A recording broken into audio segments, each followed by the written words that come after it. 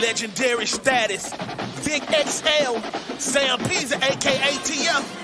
Where y'all gonna learn, man? You can't stop what's inevitable. It's the incredible. PZAKTF dropping jewels, but they edible. I ate my vegetables, but he ate my spinach. Riding with Vic again, so no, we ain't finished. Legendary status, so no, you cannot copy. Riding dirty radio, so crispy, also sloppy. Instant to the street, so we know just what is needed. But keep it underground, staying down, cause we ain't greedy. This is where you find what is popping for the culture, where we keeping it all precious. Stay away from all the vultures. No scavengers here, just keeping it real. Big got it out the mud, but it's still so clear. So sit back, relax, and just let us lead you. If you trolling for no reason, then we don't need you. It's Big XL, he can't be stopped. Riding dirty forever, the home of real hip hop. Ride dirty, dog, and y'all can't harm. I'm living fly in the sky with the stars. Ride dirty, ride dirty, ride dirty, ride dirty. Ride dirty, dog, and y'all can't harm. I'm living fly in the sky with the stars. Ride dirty, ride dirty, ride dirty, ride dirty.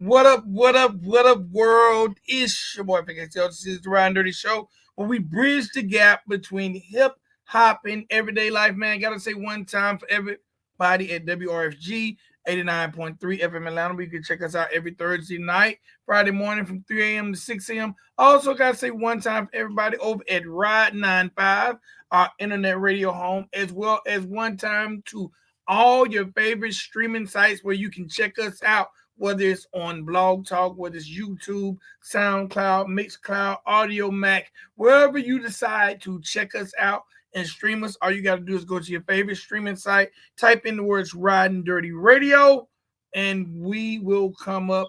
All right, one time for everybody who follow us on any forms of social media, and you can follow us at Riding Dirty Radio, RIDINDURTY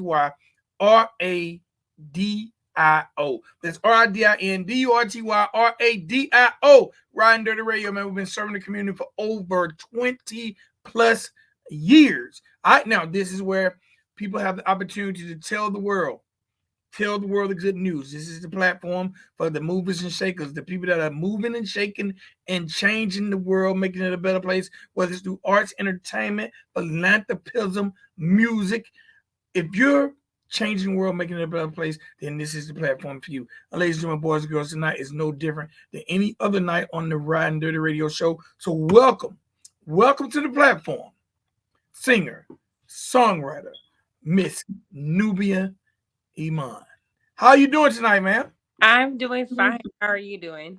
I'm doing great. The first thing I want to ask is, if you are using your mobile device, can you turn it that way for me? Yeah. Yeah. There we go. Okay. I see. It is. Make that picture bigger. All right. Now, I have been wondering, first of all, we've been playing tag for like a whole week, and I apologize for that. No, it's okay. And, I've been like, man, I hope I say her last name right. So did I say it correctly? Yes, you did. Yes. Nubia Emmon. That is a beautiful name. Thank you. All right, so look, let's. I always like to start the show off by telling whoever I'm talking to, I'm very, very humbled. We're all busy people, and if you just take a few moments of your time to talk to me and the people that follow our platform, I'm very humble and appreciative for you. Just give us that time. Yeah, definitely. I'm happy to be here. And I know, like you said, we were playing phone tag for a little bit with my shows and everything going on. But yeah, I'm definitely happy to be here. All right, so look, let's get into it. Where is Nubia Emmon from? I am from Austin, Texas, born and raised. All right, so you're from Austin, Texas, the home of South by Southwest. Am I correct? Yes, you are. All right, have you ever had an opportunity to attend South by Southwest? I've had the opportunity to attend. I've had the opportunity to be an official artist for South by Southwest as well as unofficial as well. So I've got all aspects of South by. Okay. Now, what was it like for you growing up in Austin, Texas? Um, it was. I mean, it was good. It was really good. Like now, it's totally different. Back then, um, you knew if you was really from Austin, there's certain staples here that have happened, certain names, that, jog a lot of people's memories. But it's been good growing up here in Austin. I love it. Like, I go to different states and I'm like, man, it's nothing like being back at home. So I love Austin, Texas. Okay. Now, what was the home life for you? Like siblings, brothers, sisters, mother, father in the home. What was the home life for you? Mother and father in the home. It is eight siblings all. Oh, Yes, it is five girls and three boys, including myself. So grew up with a very big family, and on both sides, my mother and my father's side, very big family. So home life was great. Growing up with all my siblings, it was crazy. We was up in there WWE half the time when my parents was at work. no doubt, no doubt. Now, at what point in time did you realize you had a love for music and wanted to pursue music as a career? So my father's side of the family, they are very musically inclined. My grandfather, he had a band when he was younger. He played saxophone, and then he had my father, my aunts, and my uncles in a band as well. My uncle Salih, he's a producer of Carnival Beats up under Universal, and he's done a lot of stuff for people here in Houston. So it's kind of like I did not have a choice, like growing up. And not that it was a bad choice. Like I love doing music like that. It's how I breathe. But it's been since I was a little girl, as I can remember. My aunts and my uncles, my father, they would tell me, oh, when you were younger, we were playing or singing or whatever, you come in there just dancing and snapping your fingers and stuff. So I'm like, okay, so obviously it's been since I was a child, but the furthest back that I can actually remember was probably like 8 or 9 years old. And I was like, oh, I have a little voice. Like I could do a little something. So yeah, it's all my life basically. Now, man, coming up in a musical family, what was those family reunions like? What was those cookouts like? Oh, it's a whole talent show. I promise you. Like whether you sing, rap, dance, you told jokes, whatever, they're like, okay, let's pull out the drums, the keyboard, everybody show your talent, do what you do. Me and my cousin and my sister, when we were younger, we had a group called 3BC, and it stood for Three Best Cousins. And we would rehearse purposely for family reunions or get-togethers because we were like, we want to show off our talent. We really thought we were Destiny's Child. So it was a talent show, and it's still a talent show to this day. Okay, no doubt, no doubt. Well, you gotta invite me to the cookout because I love talent shows. Definitely, definitely, definitely. They'd be like, okay, so what do you do? Like, come on, let's get up on stage. Let's see your talent. No doubt, no doubt, no doubt. Man, I love families like that. We need more in that in our community. Exactly, exactly. All right. So, I always like to say, jump off the porch. When did you decide to jump off the porch? You grew up in this musical family. You see everybody with this talent. When did you decide that you wanted to actually pursue it yourself? And what was the process like for you at the beginning? It had to have been when I was maybe like 14 or 13, 14.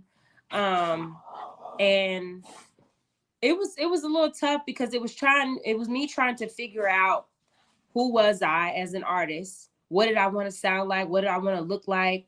How did I want people to gravitate towards me? So it was a little rough because, like I said, coming from a family that is musically inclined and everybody has found their niche and their sound, I just felt like I was like lost at sea for so long. And honestly, it was probably maybe up until 2 years ago where I found this is what works for me. This is what the people like. This is what they want to hear. And this is where I am super comfortable at. And I know that I can kill it. So it takes some time, definitely. How would you describe your sound? I would definitely describe it like the 90s R&B, like hip hop, because I rap and I sing. So definitely 90s R&B hip hop with a little twist to it, like new school twist. Okay, now with that being said, um, who are some of your who are some of your inspirations? Who are some of the people that make you want to be the best artist possible? Um Mary J. Blige, Lisa, Left Eye Lopez, Beyonce. I mean, I go as far as back as Etta James, just how soulful her voice is or was, like and I want when I'm singing, I want to be able to convey that as well. Jasmine Sullivan, um, yeah, it's a lot of old school, but a lot of new school. Okay, no doubt, no doubt. Um, when you think about yourself as an artist, when you think about yourself as an artist and that cast of characters you just named who are inspirations for you, what do you take from each one of those artists to help you be better? um, their lyrics, like how they come about their lyrics, um, stage performance, stage presence, um, their individuality. Like you'll never get another one of Left Eye. You never get another one of Beyonce. You'll never get another one of Mary J. You'll never get another one of MC Light. Like I love her too. Like, but making sure that I am not going to sound like the next person. If anything, I don't mind people telling me like, "Hey, you remind me of Left Eye." That's a compliment. That's an honor. Now I don't, no shade to anybody, but I just wouldn't want to be like, "Oh, you sound like so and so, so and so." That the new school, I don't want to sound like them. When you hear me, I want you to think back like, "Oh man, that sounds like this one song," and it's just really giving me, that vibe. So definitely for sure, top tier individuality and stage presence and performance. Like I take pride in it. I really do. All right, now do you remember the first time you took stage, not for the family, but for a actual audience? Yes, I do. Where was it at, and what was that experience like for you? The very first time that I took stage, it had to have been, if I remember correctly, it was here in Austin. It was during South by Southwest. I was 16 years old. I had two of my best friends, Labria and Faith, dancing with me, and it was at the historic Victory Grill on 11th Street here in Austin. And it was a rush of energy. Like we had rehearsed for weeks, singing and dancing and singing and making sure that I wasn't winded while doing it. My mother and my father was there. All right, that sounded good, but you could do it better. Run it again. But by the time we got up on that stage and we hit it, we left it there completely. Like you could definitely tell, and the crowd, they definitely wanted one more. They did. Okay. Now, being a singer, songwriter, and someone who actually loves being on stage, what facet of the entertainment, when it comes to that aspect, do you like most? The songwriting aspect, the singing aspect, or the performing aspect? The performing aspect. I absolutely love it because I can get up on stage and I can I can make people laugh and I can get people in tune with me and hearing my story that I'm telling, as far as whatever song it is that I'm singing, whether it's my song or I'm going into a cover tune, I'm gonna make it my own. But the performing aspect is my favorite part because I go into a different zone and I get people real engaged with me and they're like, "Oh, I was feeling it. I was feeling it." And that's my favorite part, knowing that I could have them connect to me in some sort of way while on stage. Okay. Now, you mentioned Lisa Left Eye, uh, Yes. and may she rest in peace. But she was very, very charismatic, especially when it came to the lyrics and the fashion side. Mhm. Um, how does Nubia Iman basically combine those things? Like, are you very fashion orientated? Do you come with a lot of charisma? How do you fit in that box? Because Lisa Left Eye was one of my favorites, and she's one of the people that I feel like should get way more credit than she does. Yeah. Um I mean, yeah, I feel like I'm definitely a fashionista. Like, as far as the sound, I don't want to sound like a typical artist. Like, I feel like a lot of women today, and like I said, no shade, I love them all. Like, I found something special in all of them, but they typically sound the same. And Left Eye, she just had that twang about her voice that she sounded different, you know. And I definitely tune into that for sure. So yeah, the sound, the fashion and stuff like that. And I am very I have a lot of character, when on stage, like very expressive. I'm up there telling jokes because I really think I'm funny. I don't know if I'm funny or not, but they laugh. So so yeah, I bring a lot. I've taken a lot from her. Um, she's definitely one of the ladies that I definitely look up to. I admire her a lot. Okay. The name Nubia Emmon. Tell me a little bit about that name. So it's so funny because people, when they ask me, okay, so what's your real name? I'm like, it's Nubia Iman, and my last name is Williams. So yeah, it's my actual name. My When my mother was pregnant with me, my aunt Cynthia, she had, and I think she told me she saved it for her daughter when she decided that she was gonna have one. But I guess she was just so excited that she was like, y'all can have the name. And so she gave Nubia to my mother and my father. And I'm not sure how Iman came about, but it's not spelled like the typical Iman. It's just Emmon. So most people say Nubia Emmon, which is totally fine. But I said it in my head. most people do. Most people do. And it's totally fine. Like, I've heard it so many times. It's just like, okay, close, but it's Iman. But yeah, my mother, my father, and my aunt Cynthia, they blessed me with that name. Okay. All right. All right. Now, when it comes to music of 2022, had a major emergence of women, especially on the hip hop side of things, and women have always been doing their things when it comes to the R&B side of things. Mm-hmm. How do you feel about the state of women's urban music in 2022? I feel like it's in a really good state, honestly, because we have the women here on this side, the turn up women and the party women, and we're going out and yeah, let's just have fun. And then we do have those women that are the conscious side of them, and then we do have the women that are in between that bounce back and forth, which I feel like I am the in between. Like, I do have some low, okay, let's turn up type songs, and then I do have some that are more lyrical that you really have to listen, and then it really plays with your heart. But I feel like it's in a great state. Like, we have a great balance. I just feel like more of the turn up is getting more of the recognition versus the women that do really have something to say. Not that they don't have something to say, but there are some women that really spitting some stuff, like, and definitely for like local artists here in Austin, for sure. All right. Speaking of local artists in Austin, like, who are some of the artists people need to watch out for in Austin? So definitely for sure, Shakita B.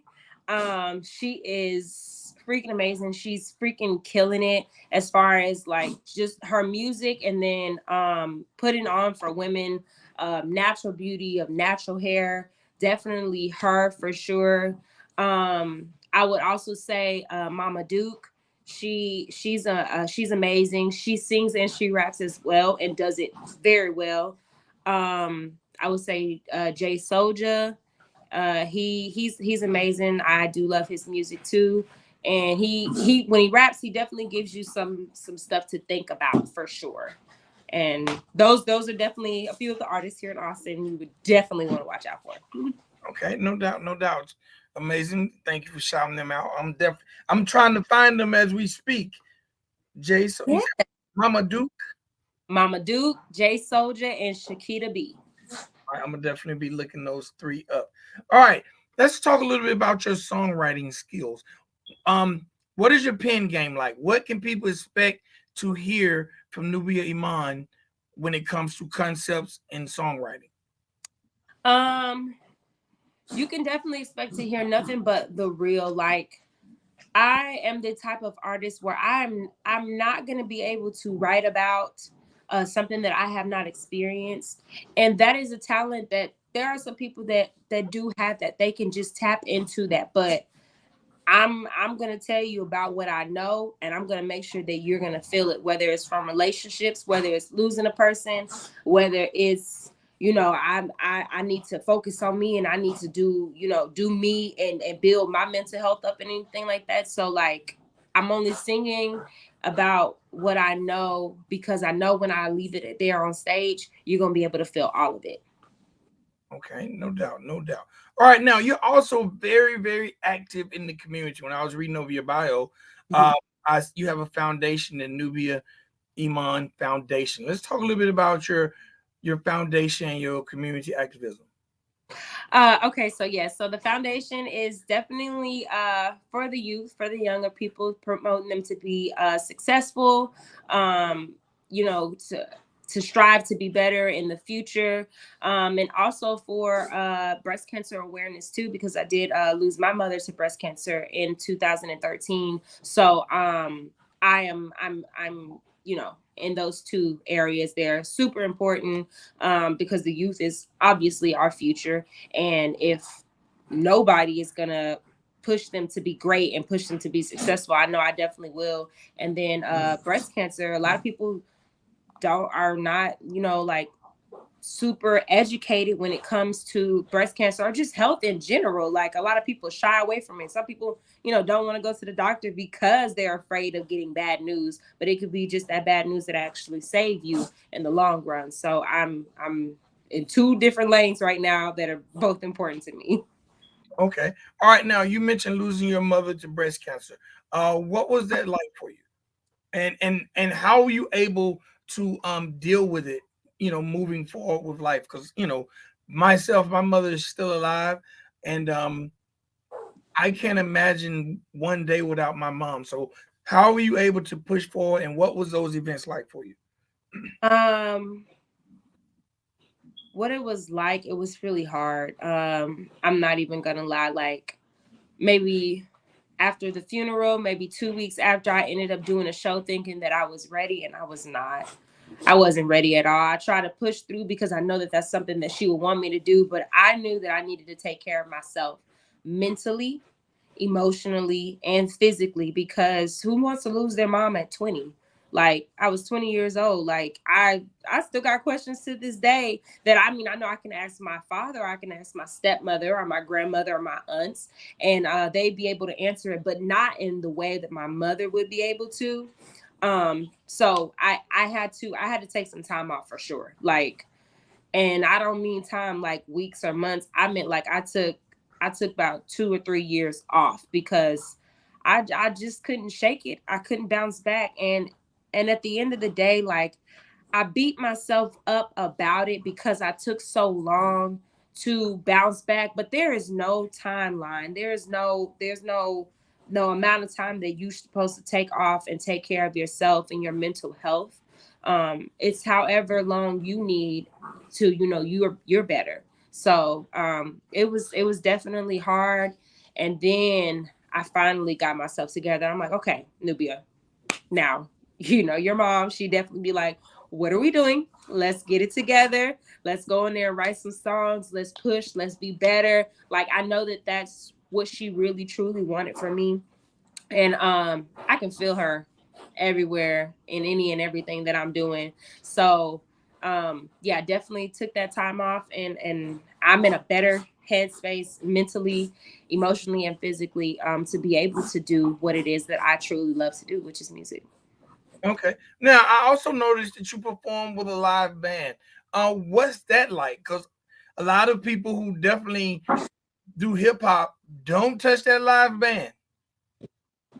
Okay, so I'm gonna say performing with a live band, it's awesome. It really is. Like, you have so much control over okay, let's break this down. Let's speed this back up. Let's cut into this cover song real quick because it goes with, you know, whatever it is that I'm singing at the moment. So like with my new single Trip, I'm singing and then I cut into Genuine's Pony and the crowd loves it. You know, like you know how hard it is to go back to performing a track act after performing with a live band? It's hard. It really is. So I would not give up my band, my guys for nothing. I love performing with a live band. And then it brings a different energy to the crowd. Like they love it, especially when my bass player gets a solo, my guitar player gets a solo, my older brother, he's my drummer. When he gets a solo, they kill it. So I love performing with a live band. I hate having to perform shows with track acts, but sometimes it's required. So No doubt, no doubt. Now, I also noticed that you do a lot of travel between Texas, Atlanta, and New York. How were you able to get yourself in position to be able to do so many shows in different areas? it's all about connections. It's all about networking. It's all about, even if you are tired, you are still out there pushing and talking and shaking hands and passing out cards, CDs, whatever it is that you do. And I just so happen to be blessed to have family that lives in Atlanta and family that lives in New York and that are from New York, where I can go and I can stay with them, and then they're hitting the streets with me. So it's just about networking. Honestly, truly, it is. Okay, out of the three, what is your favorite place to perform out of those three? It honestly is it's gonna have to be Atlanta because the crowd they just rock with me. Like I've performed so many times in Atlanta to where there was somebody that got up on stage and forgot the words and was just nervous, and they said, "It's all right, baby, take your time, come on." They was clapping them up, and then he got that confidence back and he killed it. Now you go to New York, they're not gonna do that. They're gonna boo you off the stage. Boo, moo, woo, woo, tomato, tomato, tomato. That's what they're gonna do in New York. I love New York, but that's what they're gonna do in New York. But Atlanta, they're so welcoming, and they're, you know, just you can feel the love. I guess that's that Southern hospitality that Atlanta has, that the South has. So I definitely love performing in Atlanta. Okay. Now, what was it like having a national recording artist like Lil Nico from Def Jam jump on a record of yours? It was awesome. It was awesome. I didn't know what he was gonna come with. I just knew that he was gonna kill it. And I still listen to his track to this day, like what he did on my song. So it was awesome. Like I'm shout out to Lil Nico. I am so blessed to even have him on the record with me. And yeah, he's amazing. Yeah. Okay, no doubt, no doubt, no doubt. All right. In 2022, we spoke about the state of music when it comes to women. Have you, and a lot of women I interview say they've had situations where they felt like they weren't taken serious, or people didn't think they wrote for themselves, or people them as something more than a aspiring artist. Have you had any situations in your travels to, or whether maybe the male dominated portion of the industry didn't take you serious being a female? Yeah. I mean, honestly, I feel like I'm tested almost every single day. Um, because I think they wouldn't technically classify me as a rapper because I'm not out here spitting hard and rough and tough and stuff. And it's just not me. But Those bars there, rough and tough and stuff. Bars. No, what was that lady? The Afro Puffs.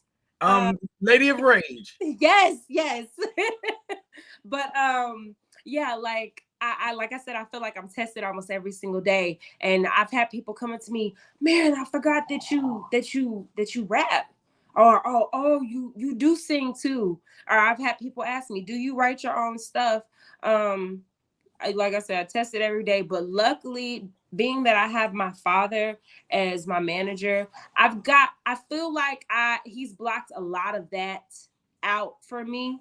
I don't have to deal with what most young ladies may have to deal with, just maybe having somebody random be a manager. My father, he takes a particular different interest because I'm his child. So he's blocked a lot of that for me. But I've heard, a little bit here and there. I have a song called Give 'Em Hell.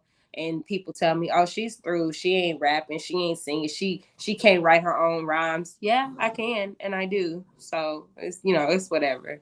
I'm a woman, and I'm resilient, so I'm good. Okay. What's it like being managed by your father? Do y'all bump heads, or do you trust all his decisions? All right, Nubia dropped off. Somebody probably called her phone. We're gonna wait for her to come right back in. All right, again, man, it's the Ride and Dirty Show. Your boy Vic XL. Make sure y'all check out my show with my brother Spank, the Country Rap Report. We broadcast every Monday, Wednesday, and Friday. We have brand new episodes right here on YouTube. Make sure you follow the Country Rap Report page. Make sure you follow the Country Rap Report page. Um, and check out brand new content as we wait for Nubia to jump back on. We're gonna wait for her to come back on. Also, again, man, make sure y'all follow us on social media at Riding Dirty Radio, RIDINDURTYRADIO, RIDINDURTYRADIO. Follow us on social media and right here on YouTube. You can check us out at Riding Dirty TV, RIDINDURTY TV. All right. Nubia Emmon, definitely emerging artist. You can definitely catch her rocking the stage. She has a full calendar of performing events. You can catch her in Atlanta, you can catch her in New York, you can catch her in Texas. She's always ripping the stage, and we're going to get her back at it. Okay, we got you back. Sorry, my phone died. I didn't even realize it. No worries. Again, being managed by your father. Does father know best? Do you guys bump heads? What's that like? And how long has he been playing that role? He's been playing that role since the day I came out. Like it was no doubt about that. But we do bump heads because it's like old school versus new school, and he's like, this is what works, this will work for us back in the day, and I'm like, Daddy, but this is a different time. Like, people are not out pushing flyers like that, people not out passing out cassette tapes and stuff like that. I said, although I appreciate it, but it's hard. But I love my father to death, and he knows a lot more than what I definitely give him credit for. But I definitely can say that he knows that I know a lot more than he would give me credit for. It's give and take with my dad. I wouldn't change it for the world. I wish more people could experience their father or their mother managing them. It's fun. It's like we are each other's best friends, in the club and just everywhere together. No doubt. All right, my last question. Let's talk about the record Trip. What inspired it? Who produced it? What everything that went into that record? So it was produced by Danny here out of Austin, Texas. He also plays in a band with Jake Lloyd. So he's wearing many hats. Shout out to Danny. And the song was really truly just inspired by that was when I was trying to find my voice, you know what I'm saying? And so I was like, I need to do something different. I need to do something without somebody telling me this is what I'm supposed to sound like. I need to do something how I feel it. So I heard a track and I said, hey, this is what I like. Can we do this? Can we do that? And then he said, yeah, I got you. Let me pull something together. He pulled something together, and I was just like, okay, I need to do something. I need to go on a trip. And that's what I said. And people, however they interpret it, a trip could be going somewhere. A trip could be, other things. But I just wanted to write outside of the box from my norm. Being that the stuff that I was singing before, not that it was bad stuff, it's great stuff. People love it when I perform it. But I was like, this is me. This is all me. I came and I did this, and I left it all on the record. So I just wanted to step outside my own comfort zone, and that's what I did with Trip. Okay. All right. Now, social media. How has social media affected how you market and promote yourself and get or be or able to reach artists in areas that you normally wouldn't if you was out passing out cassettes. Social media is so easy that people tend to make it a lot harder than what it really is. It's about being consistent, persistent. You got to engage. You have to post every single day. But being able that I can connect with somebody, not even just here in the US, but in a different country, like, and I love your music and let's put a record together. And I connected with this guy. I cannot remember his name for the moment. And I know my dad is probably going to kill me, but he was from Canada. From Canada. And we have 2 songs together, and he's an amazing rapper. But like I wouldn't have been able to get that chance passing out a cassette tape. Like it probably would have took some time to get there. But the power of social media, it's amazing. It's amazing. All you have to do is you just gotta be consistent. That's it. You gotta post, you gotta interact with people. Even if you don't feel like posting something that day, just post something, and people are gonna be like, "Hey, she posted something. Let me boop, click on that," and it works wonders. It really does. Okay. All right. Before I let you go, let the people know where they can stream and hear Trip. You can hear it on just about everything. Apple Music, Spotify, um, SoundCloud, Reverb, like everywhere. You can hear it everywhere. And the official video is also on YouTube as well. It's Trip under Nubia Iman. And it was shot here in Austin, Texas, in my apartment. Don't look like it, but it was here. So yeah, you can stream it just about anywhere. All right. And social media wise, how can people find you? At Nubia Iman, it is NubiaEmmon, and I also have an official TikTok account that is official Nubia Iman, so Do you, you can reach me there. you be dancing on your TikTok? Like I got some drafts saved, so I'm about to see if if I'm gonna post them because my nieces told me that I was a little stiff, so I think we got to work on it a little bit more. I'm gonna make sure I follow you on TikTok and all your other social medias as well. Please do, and I will definitely. I follow back, guys. I follow back. All right. Before I let you go, um, what would be your words of advice, especially to young ladies who are trying to pursue the music business?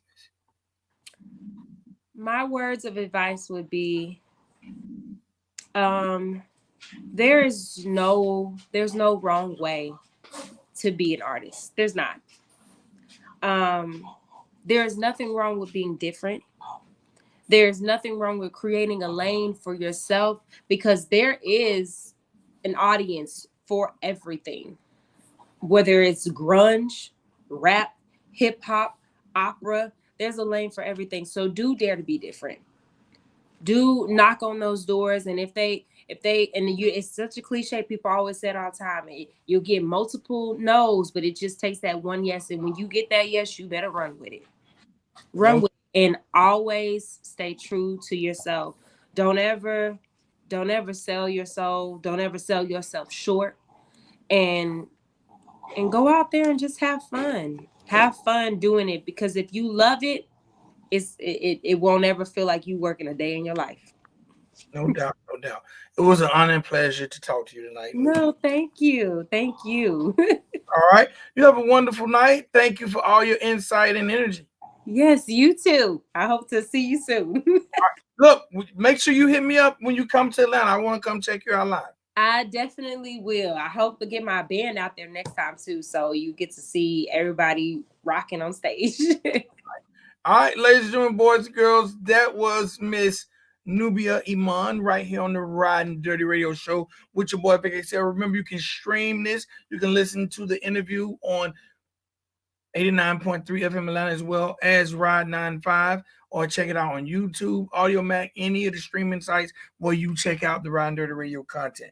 All right, on YouTube, make sure you guys like, share, comment, and subscribe to the channel. Please like, share, comment, and subscribe to the channel. All right, it's your boy Vic XL. This is the Ride Dirty Show. We bridge the gap between hip hop and everyday life, man. We'll see you guys next time. Remember, stay blessed, stay strong, and you can't go wrong.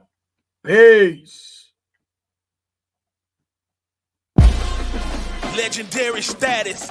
Vic XL. Sam Pisa, aka TF. Where y'all gonna learn, man? You can't stop what's inevitable. It's the incredible. PZAKTF dropping jewels, but they end.